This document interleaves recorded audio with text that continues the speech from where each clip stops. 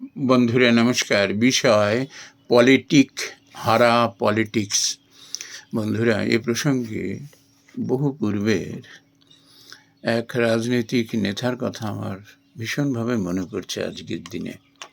তিনি তার এক সহকর্মীকে এরকম বলছিলেন যে ইট ইজ নট পলিটিক, মানে it is not wise for us to oppose him. বন্ধুরা, আমি এই ভদ্রলোকের উদারতা দেখে মুগ্ধ হয়ে গিয়েছিলাম। তিনি এটা বলতে চাইছেন যে দেখো, আমরা রাজনীতি করি, বিভিন্ন মানুষ বিভিন্ন দল করি, সবারই যে এক মত হবে, একই রকম মতাদর্শী হবে তা তো নয়। কিন্তু ভিন্ন মতাবলম্বী, ভিন্ন মতাদর্শী মানে তাকে তুচ্ছতাচ্ছিল্য করতে হবে, যা কিছু বলবে আমি রেড়ে করে উঠতে হবে, তাকে হেয় করতে হবে, তাকে অপাঙ্ক্ত করে দিতে হবে, তাকে দূর করে দিতে হবে। This is not the politics.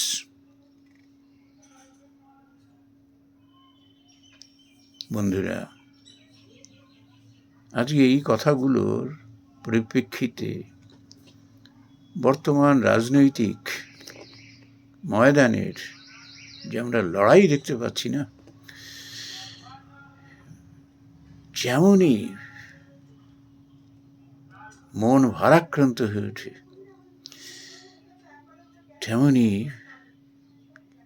প্রমাদ গুনতে হয় যে আমরা কোন সমাজে বাস করছি, রাজনীতির নামে কি হচ্ছে। প্রকাশ্য লোকে এক শ্রেণীর মানুষ যে ভাষায় কথা বলছে, যেভাবে হিংসা বিদ্বেষ ছড়িয়ে দিচ্ছে,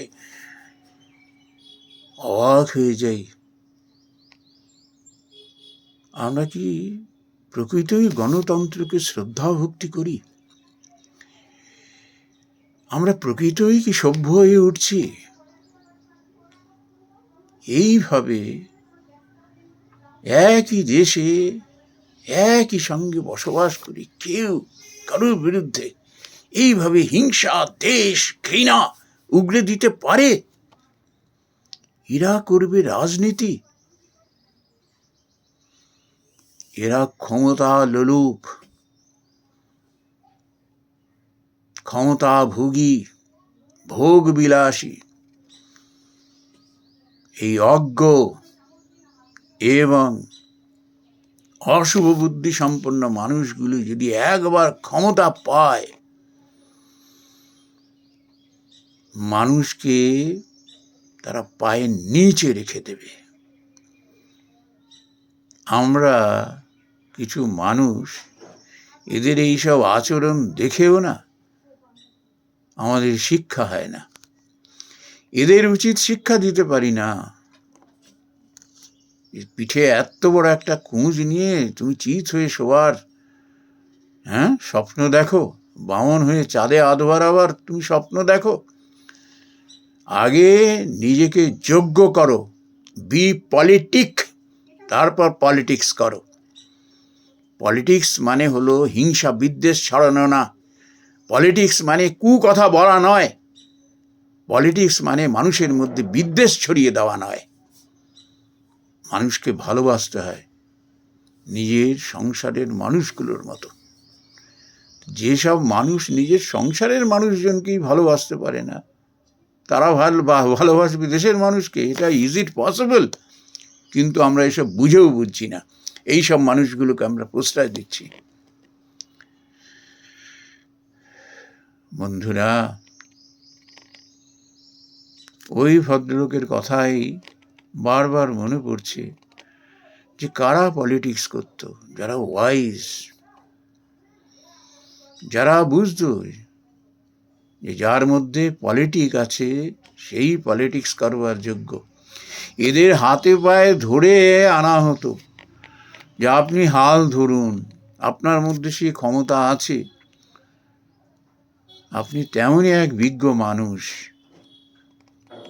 তেমনই এক সাহসী, তেমনই এক নিঃস্বার্থপর মানুষ, আপনার মধ্যে ত্যাগ আছে, শিক্ষা আছে, আপনি দয়া করে দেশের হাল ধরুন।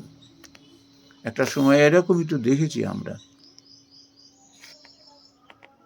বন্ধুরা, আমরা যদি দেখেও না দেখার ভান করি, শুনেও না শুনি, আর যদি এই অশুভ বুদ্ধিসম্পন্ন মানুষগুলোকে, অজ্ঞ মানুষকে যদি সাদরে তার হাতে ক্ষমতা তুলে দিই, আমাদের আর দুর্ভোগের শেষ থাকবে না। এরা ভোগ বিলাসে মেতে উঠবে, যে সেখানে অন্তরায় হয়ে উঠবে তাকে শেষ করে দেবে। তারা দেশ দশের কথা ভাবে না, শুধু নিজের কথা ভাবে। আমরা যদি সময় মতো সাবধান না হতে পারি, এই অজ্ঞ এবং অশুভ বুদ্ধি সম্পন্ন মানুষের হাতে যদি আমরা ক্ষমতা তুলে দিই, আমাদের ভোগান্তির, সংকটের, দুর্দশার আর অবধি থাকবে না। নমস্কার বন্ধুরা।